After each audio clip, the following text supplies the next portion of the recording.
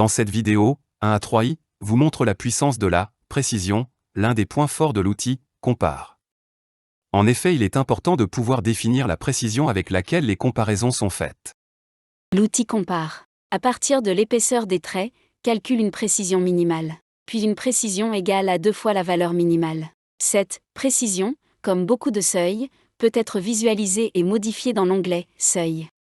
Si vous zoomez de façon importante et cliquez sur le bouton « Voir », le rectangle qui matérialise cette précision s'affiche. Vous modifiez la précision avec les boutons de l'éditeur ou en introduisant une valeur dans la zone d'édition. Par exemple, 5, et vous la validez en tapant « Entrée ». Vous pouvez choisir la couleur et l'épaisseur de ce rectangle. Revenez sur l'onglet « Compare ». Choisissez la vue totale. Sélectionnez tous les éléments et exécutez la comparaison intelligente. Rappel, la précision est égale à 5. Vous pouvez valider cette opération ou bien modifier le résultat. Modifions le résultat.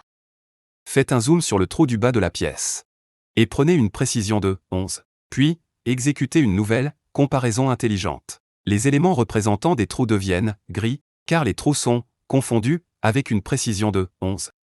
Revenez à la valeur 5 afin de recommencer la comparaison. Les trous redeviennent bleus et rouges. Validez ce résultat. Prenons un autre exemple, le même, mais sans translation. Si vous considérez que la précision calculée pour la comparaison par superposition n'était pas assez grande, vous pouvez modifier la précision dans l'onglet « Seuil ». Remettez la valeur 11, sélectionnez tout, puis demandez une comparaison par superposition. Le trou du bas devient gris, car similaire à la précision près. Dans cette vidéo, 1 à 3i vous a montré la puissance de la précision, l'un des points forts de l'outil compare, et comment modifier sa valeur, ainsi que l'action comparaison par superposition.